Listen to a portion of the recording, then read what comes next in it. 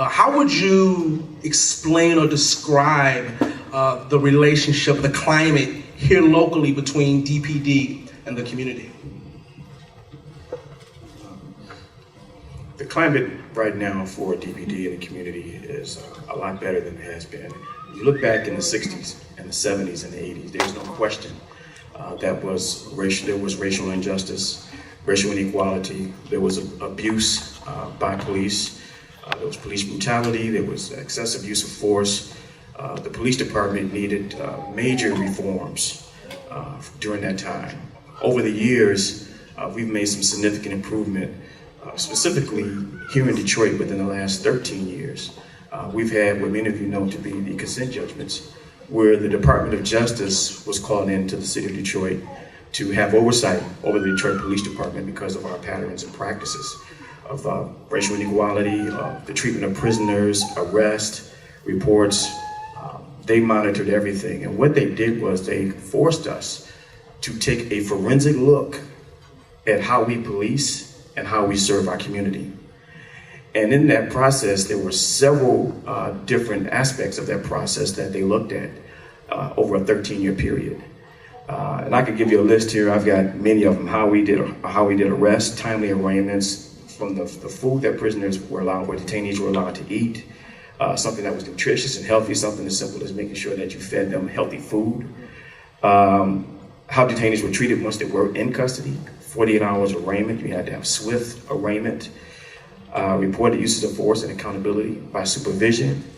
How detectives interviewed their detainees and their witnesses. We were forced to have extensive training. The citizen complaint process, where citizens have the right to voice their concerns, or you had to take a report. There was no decision by a supervisor where they had the prerogative to decide whether or not they wanted to take your complaint. They have to now. There were audits conducted by the Department of Justice during that time to ensure that we were compliant with all of those processes that were put in place. And I can tell you that right now, with the current sitting chief, Chief Craig, we have a comp stamp process. And what he does is he holds every leader accountable. Where if you're in violation, we take a look at all these things, and then they do an audit, and then they post that information in a meeting, in a room full of your peers, where everyone can see how you're managing your command, how you're supervising your people. And it covers every aspect. It just doesn't cover deployment for crime, but it also covers how you're treating people.